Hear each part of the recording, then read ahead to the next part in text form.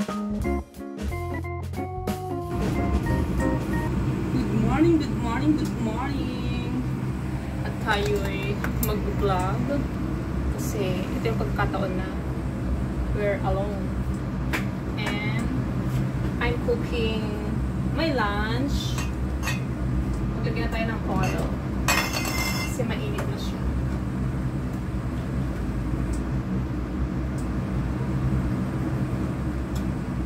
Ayan, konti lang.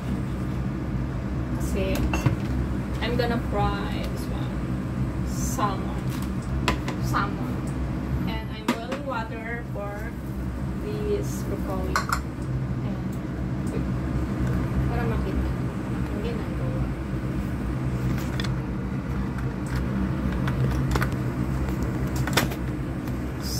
So,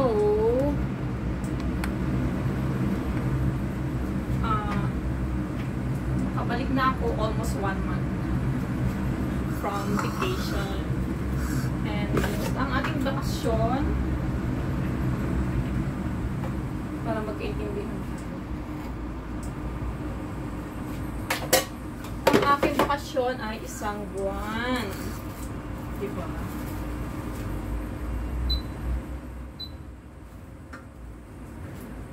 Ipa-blanch ko lang yan. 1 buwan, nakasama ko ang aking family. Pero, wala kaming family picture. Konti lang yung na-vlog ko pa.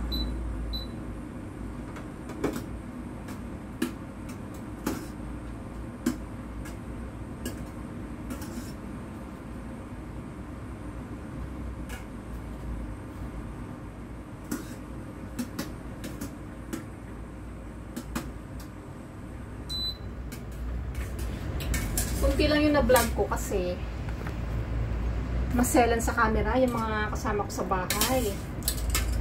And lagi din akong wala sa bahay for almost half ng ano ko, holiday ko, ng vacation ko. Kasi ko tinapin yung water. Dito pang panghugas sa kawali.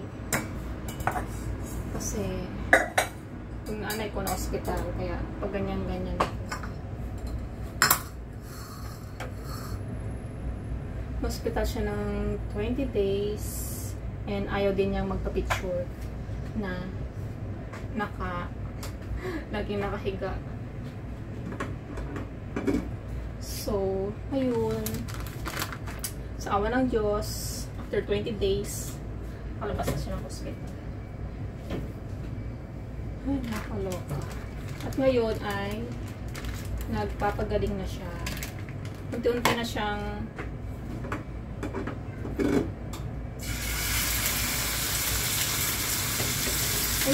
siyang nagpa-practice mag-upo-upo, tayo-tayo, lakad-lakad. Kasi naoperahan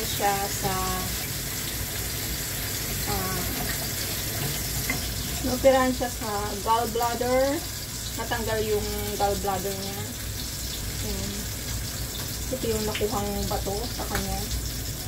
Malaki na siya. 2.2 pa lang yan, pero malaki na. And nagka-problema siya sa spinal cord, yung sa lower back natin, sa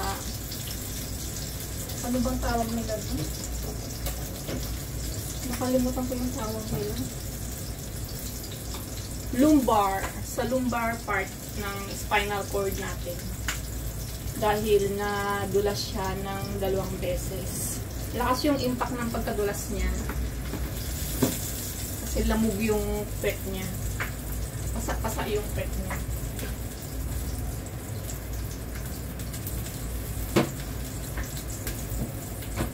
So yun yung, excuse me, yun yung grabing iniinda. Sa awa ng Diyos, nabayaran namin yung bill namin. Nakakaloka. So, in-expect ko malaki na talaga yun. Kasi sa 20 days, naoperahan siya, tapos ilang doktor, parang 4-5 ata na doktor. Kasi may ano pa siya, may nakita pang parasite sa liver niya. Nakukuha daw yun sa mga snail, sa mga kinakain daw, na mostly daw nakukuha yun sa part ng sa Surigao, ganyan, sa Bisaya. Basta sa mga part na ganun. Yung sabi ng doktor, doon lang daw nakukuha yun. Mostly doon ay common yung parasite na yun doon sa lugar nila. So, yung mother ko taga doon. And nagtanong kami sa relatives namin doon. Yung mga ibang relatives namin, meron din daw pala. Kaya, doon kami, doon, ang gamot niya is doon lang nakukuha sa Surigao, sa lugar ng mother ko.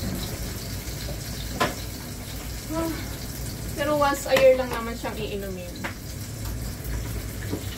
Tapos yung gamot niya, depende sa timbang mo. So ayun, sa awa ng Diyos, malaki ang nabawas sa bills namin. Dahil lumapit kami sa DSWD, wala pang binigay ngayon. Wala pang ano, after 1 month na nakakaraan, wala pa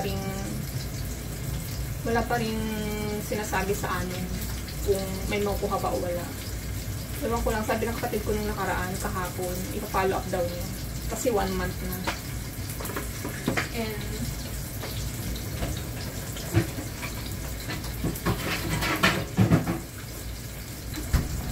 lumapit kami sa PCSO. Nakabawas kami doon ng 10,000 pesos. And tinuruan din kami na lumapit sa Vice President kasi may office ang Vice President natin doon sa Dagupan. Pinalapit kami doon. Yung mga kailangan is nakuha din sa dun sa hospital. Lalapit ka dun sa basta bibigyan ka ng ano, ng mga requirements kung gusto mong lumapit sa Vice President, sa PCSO, bibigyan ka nila ng requirements. So ang nabawas dun sa kay Vice President natin is 20,000 pesos, di ba? Di ba malaking tulong na rin yun. Saka sa senior, kasi senior na yung mother ko, malaki din ang nabawas sa senior niya. And ano pa ba yung nabawas? Oo, marami ding discount yung mga doctors, nagbigay din ng mga discount. And yung last day, pang 21 ata yung last day namin. Di na kami pinagbayad ni Doc. Kasi yung hospital na pinag-admitan ni Mother is private. Pero yung ward niya is parang semi-semi lang. Gawa ng andun na yung history yung about sa sakit na nakaraan ni Mother ko, andun na. Alam na ng doktor doon. So, doon na lang namin siya ipinunta. Pero bukod doon, lumapit kami pinunta namin siya sa public hospital. Mga 2 public hospital ang pinuntahan namin is, hindi pa rin umepekto yung mga gamot na binigay sa kanya. Sabi niya, mamamatay na ako. Sabi niya gano'n. Kasi hindi siya makalakad ba. Tapos nung tinry niya maglakad, na ano pang tawag doon, napalispak, parang napaupo siya, hindi na siya makatayo. Umiyak na siya. Napakakaloka. Umiyak na si Mother. Namatay na ako. Sabi niya. So ayun, sa awa ng Diyos. At nung umuwi kami, pinick up kami ng ambulance ng aming barangay. ano, libre siya. So, nakakatuwa. Maraming tumulong. Ayun. Sa ano din, yung sa munisipyo namin, pinahiram din yung barangay namin ng ambulance. Kasi nung pangalawang, nung unang check-up, follow-up check-up ni mother ko is, ano, walang stretcher yung ambulance. Kasi nung una, nung pinick up yung mother ko daw, hiniram lang daw yung stretcher. So, nung pangalawa, humiram sila sa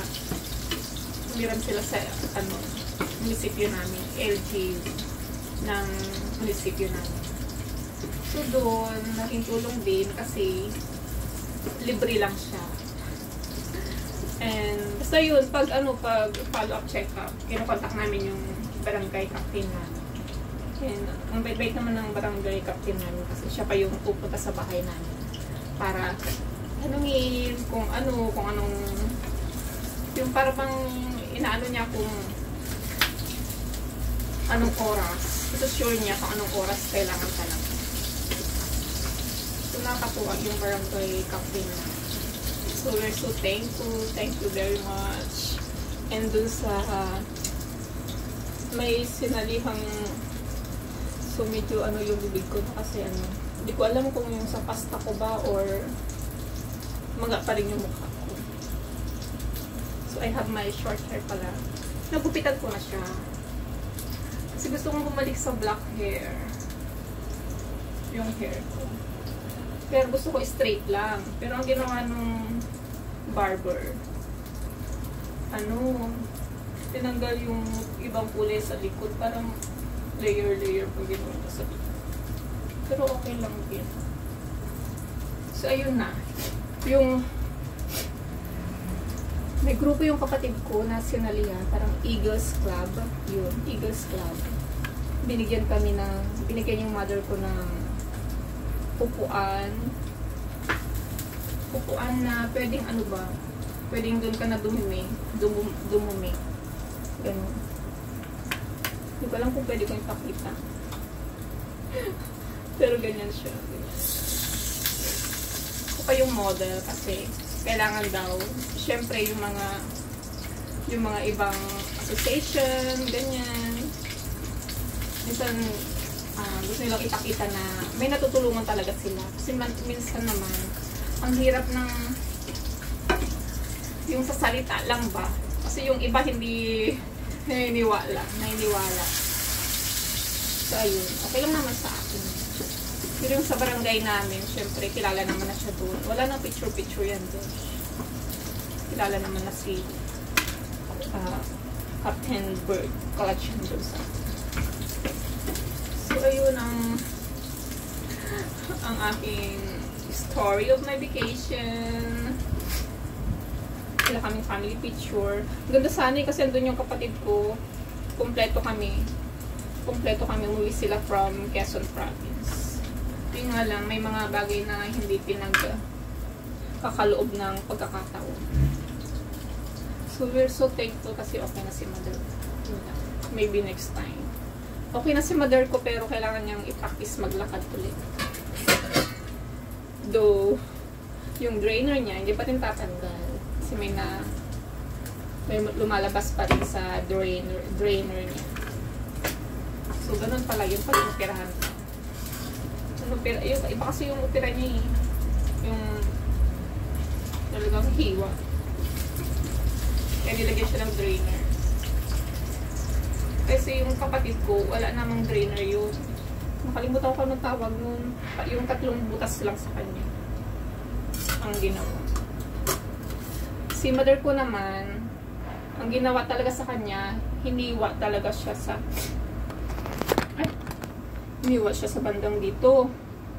Kasi they're trying to get yung parasite sa liver niya. Kaso,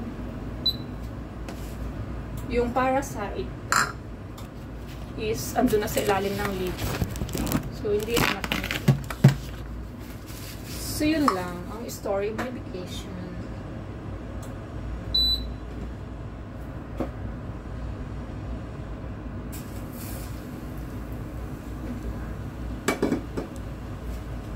So, wala na akong may kwento mga besh. Yun lang nangyari. And may i-share sana ako ng vacation ko. Kaso,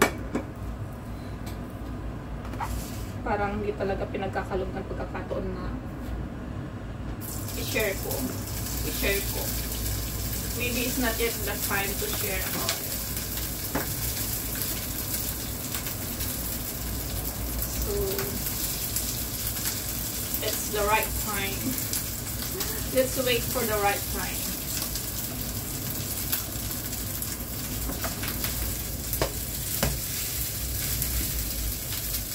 Hope naiintindihan niyo yung kwento ko.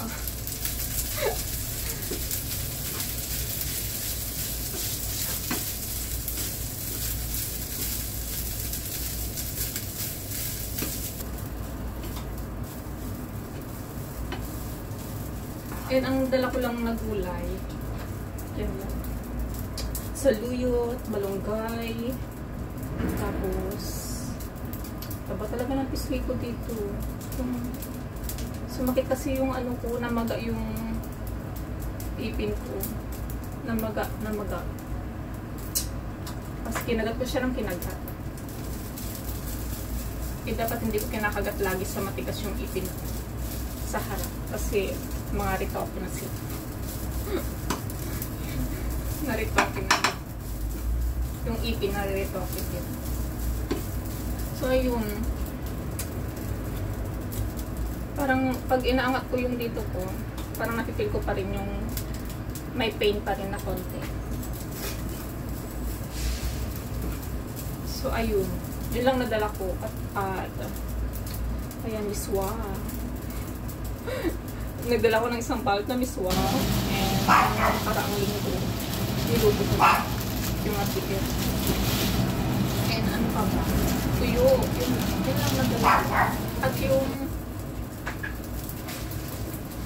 nagdala ko ng pang champurado. So, malagkit. Kasi mahalang malagkit dito. Ewan ko kailan pa ako makakabili. Pero nagluto na ako dito. Tira ko na lang to. And yung cocoa. Cocoa from United States. From United States. United States. Kasi, may expired na siya, besh. Kaya, sabi ko kay tatay ko, iluto na namin. Nagdala din ako. Kaya yan. Kasi may expired, pakinabangan natin. So, that's it, mga besh. I think I'm just gonna add some soy sauce. Ito lang yung dark soy sauce.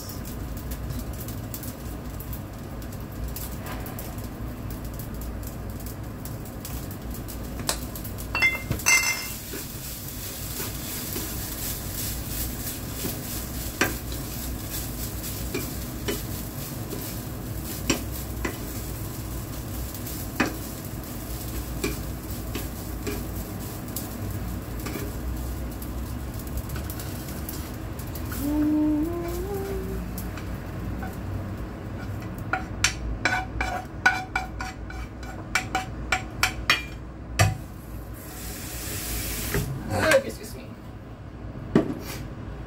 And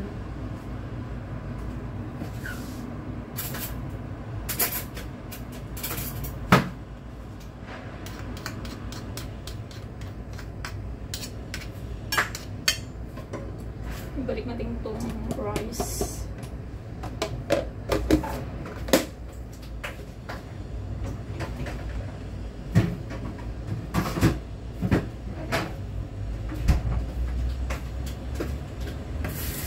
Ayun mga besh, once again, thank you so much sa mga tumulong sa amin, you know, kahit di mo sila sinasabihan, they're willing to help.